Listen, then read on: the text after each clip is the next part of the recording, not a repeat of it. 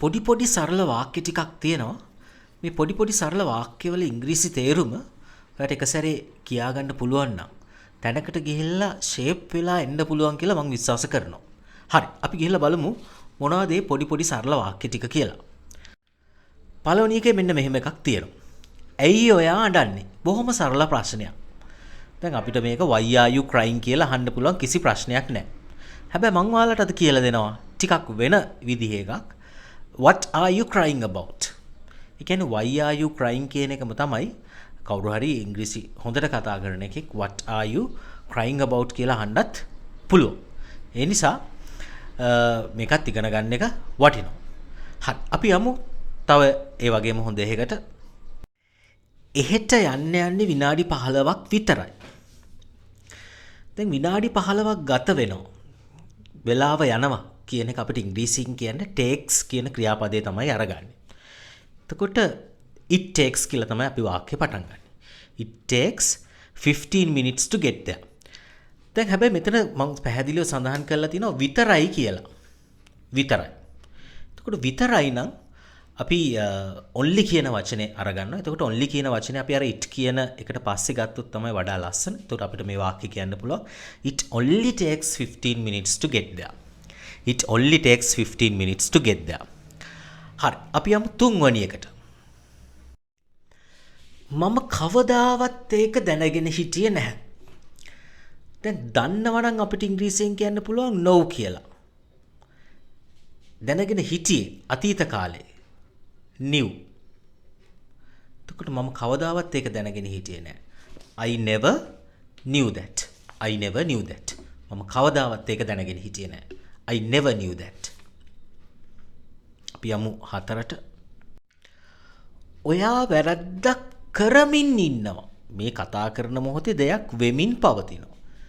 එහෙම වුණොත් අපි ඈම්බීස්සා කියන උපකාරක ක්‍රියාපද තුනෙන් එකක් අරගෙන ක්‍රියාපදයට ing එකතු කරනවා. එතකොට වැරද්දක් කරනකොට අපිට ඉංග්‍රීසියෙන් කියන්න පුළුවන් make mistake. එතකොට වැරද්දක් කරමින් ඉන්නවා. වැරද්දක් a mistake. එතකොට you are making a mistake. You are making a mistake. ඔයා වැරද්දක් කරමින් ඉන්නවා. දැන් කරනවා කියන එක ඉංග්‍රීසියෙන් කියන්නේ අපි do කියලානේ. කෙනෙක් කිය you are doing a mistake කියලා අපිට කියන්න පුළුවන්ද කියලා. ඉංග්‍රීසියෙන් එහෙම කියන්නේ නැහැ. mistake කියන එකට අපි make කියන ක්‍රියාපදේ තමයි අරගන්නේ. එතකොට you are doing a mistake කියලා කිව්වොත් එහෙම අදහස පැහැදිලි. හැබැයි දන්නව ඉංග්‍රීසි භාගයට ඉගෙන ගත්ත කෙනෙක් කියලා. එතකොට you are making a mistake කියලා තමයි කියන්න ඕනේ. ඉස්සෙල්ලාම බොත්තම ඔබන්න. ඔබන්න. press. මොකක්ද ඔබන්න කියන්නේ? බොත්තම.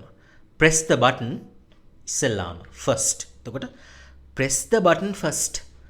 press the button first. අපිට ලොකු ප්‍රශ්නයක් තියෙනවා. ලොකු ප්‍රශ්නයක්. a big problem. තියෙනවා නම් අපිට කියන්න පුළුවන් have කියලා. එතකොට we have a big problem. මෙතන නම් here. සම්පූර්ණ වාක්‍ය අපිට කියන්න පුළුවන් we have a big problem here. We have a big problem here. ඒක හරිම කදිමයි. කදිමයි නම් අපිට ඉංග්‍රීසියෙන් කියන්න පුළුවන් nice කියලා. එතකොට ඒක හරිම කදිමයි අපිට ඉංග්‍රීසියෙන් කියන්න පුළුවන් it is very nice. එහෙම නැත්නම් it's very nice. දෙකෙන් ඕන එකක්. ඒක සුපිරි ආරංචියක්. සුපිරි කියන්නේ පුදුම කරවන එකක්. කොහොමද අපි කියන්නේ? අපිට කියන්න පුළුවන් that is amazing news. That is amazing news. දැන් ආරංචියක් කියලා තිබ්බා කියලා මෙතනට හරි n හරි දාන්න බෑ. මොකද news කියන එක අපි ගණන් කරන්න බැරි එකක් විදිහට තමයි ඉංග්‍රීසි භාෂාවේ සලකන්නේ. එතකොට that is an amazing news, that is a amazing news නම් කොහොමද දාන්න බෑ. that is an amazing news කියලා කෙනෙක් අහයි දාන්න පුළුවන්ද කියලා එහෙම දාන්න බෑ. මොකද news කියන එක ඉංග්‍රීසි භාෂාවේ ගණන් කරන්න බැරි වචනයක් විදිහට තමයි සලකන්නේ. අපේ වීඩියෝ සීරීස් එක බලාගෙන ආපු අයට කලින් විස්තර වෙලාව අරගෙන මම පැහැදිලි කරලා තියෙනවා ඒක. හරි. අපි යමු අංක 9ට. ඒක කොච්චර වෙලාවක් තියේවිද? ඒ කියන්නේ මොකක් හරි ඉවෙන්ට් එකක් හරි මොකක් හරි ක්‍රියාවක් කොච්චර වෙලාවක් පවතීද කියලා. අපිට අහන්න පුළුවන් how long will that be? අනාගත කාලෙන් අහන්න ඕනේ. How long will that be? ඒක කොච්චර වෙලාවක් තියේවිද? අපි යමු 10ට. පාසලේ ලොකු ගින්නක් හටගත්තා. දැන් අපි මේ වගේ එකක් කියනකොට මෙන්න මෙහෙමයි කියන්නේ. There was a big fire at school. අන්න එහෙමයි ඔක ඉංග්‍රීසි වලින් කියනකොට එන්නේ. There was a big fire at school. පාසලේ ලොකු ගින්නක් හටගත්තා. There was a big fire at school. ඔයා ඒක කොහොමද කරේ? කොහොමද කරේ? කොහොමද නම් how. එතකොට how did කියන උපකාරක ක්‍රියාපදය ගන්නවා. How did you do that? How did you do that? ඔයා ඒක කොහොමද කරේ? එතකොට පළවෙනි එකේ did කියන එක උපකාරක ක්‍රියාපදය. දෙවෙනි do කියන එක ඇවිල්ලා ප්‍රධාන ක්‍රියාපදය. 12. නුවන් ඔහුගේ පාසලේ වැඩ ඉවර කරා. අපිට කියන්න පුළුවන් නුවන් finished his homework. නුවන් finished his homework. නුවන් ඔහුගේ පාසලේ වැඩ ඉවර කරා. ඇයි මම ඒක කරන්න ඕනේ? කියලා මොකක්ද ඇති ප්‍රතිලාභය? කියලා ඒකේ සැඟවුණ අර්ථයක් එහෙම තියෙනවා. මොකක්ද ඇති වාසිය මට? දැන් අපි ඔක කොහොමද අහන්නේ? Why should I do that කියනවට වැඩිය අපිට වඩා අර්ථවත් වෙනවා මේක why would I do that කියලා අහන්න පුළුවන්.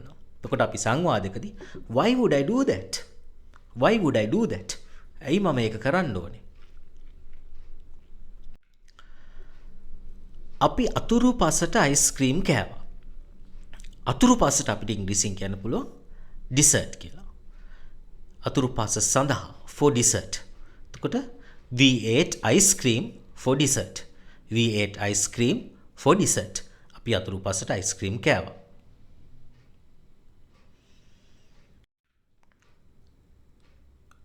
මොකද්ද ඔයාට වඩාත්ම වැදගත්? ප්‍රශ්නයක්. කොහොමද අහන්නේ මොකක්ද ඔයාට වඩා වැදගත් කියලා? කියන්නේ මොකක් හරි දෙකෙන් මොකක්ද කියලා තමයි අපි ඔය අහන්න යන්නේ. අපිට අහන්න පුළුවන් which is more important for you? Which is more important for you? කියන්නේ බොහොම සීමිත තෝරා ගැනීම කිහිපයකින් මොකක්ද කියලා අහනකොට which කියන එක තමයි වඩා නිවැරදි.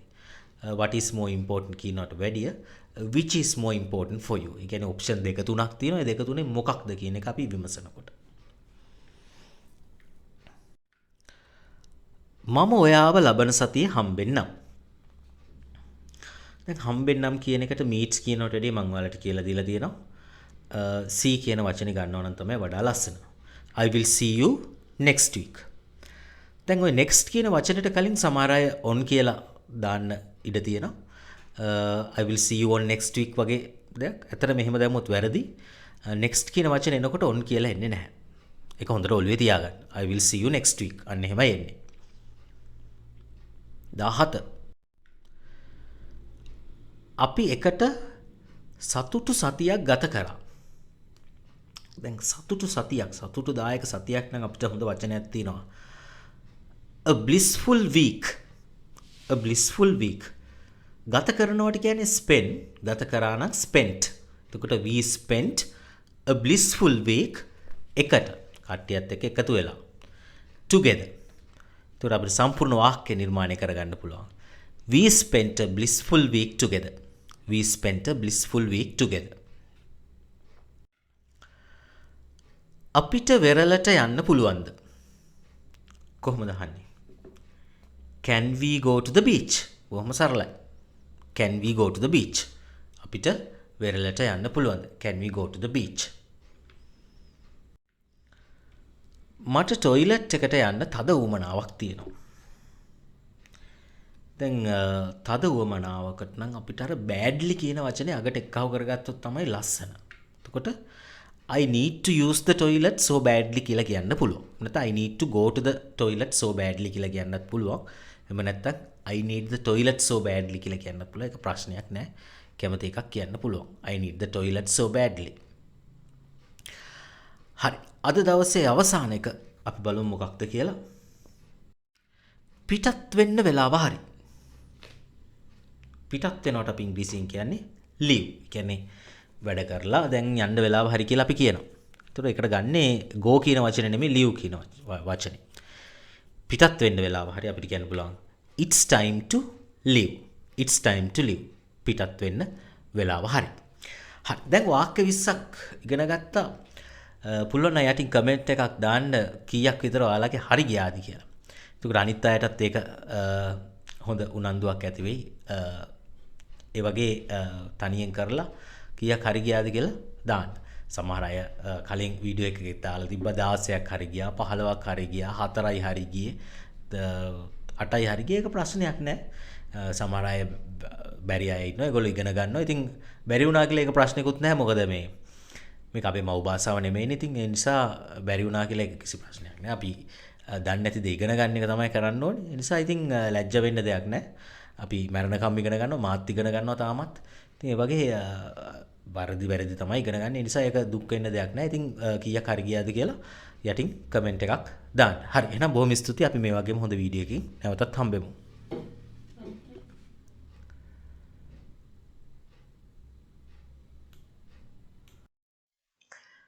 එක දිගට වාක්‍ය මේ වගේ වාක්‍ය 2000ක් විතර නරඹගෙන යන්න කැමති කෙනෙක්ට පුළුවන් වීඩියෝ සීරීස් එකක් තියෙනවා. ඒක මිලට අරගෙන Tamanට නරඹන්න. ඒකෙදි පළවෙනි වාක්‍ය 500 බොහොම සරල වාක්‍ය 500ක්. ඒ 500 ඉඳලා 1500 වෙනකන් ටිකක් ඉන්ටර්මීඩියට් ලෙවල් වාක්‍ය තියෙනවා. ඊට පස්සේ 1500 ඉඳලා 2000 වෙනකන් සංකීර්ණ වාක්‍ය තියෙනවා. ඉතින් ඒ හැම වාක්‍යයකම සිංහල තේරුම සහ ඒවා උච්චාරණය කරන ඉංග්‍රීසි උච්චාරණය පැහැදිලිව සිංහලෙන් සඳහන් කරලා තියෙනවා. කැමති කෙනෙක් අරගෙන අධ්‍යයනය කළා තමන්ගේ ඉංග්‍රීසි ඉගෙන ගැනීම තවත් වේගවත් කරගන්න පුළුවන්. හරි බොහොම ස්තුතියි. එහෙනම් වීඩියෝ එකත් එක්ක නැන්දලා හිටියට අපි මේ වගේම හොඳ වීඩියෝ එකක් එක්ක නැවතත් හම්බෙමු.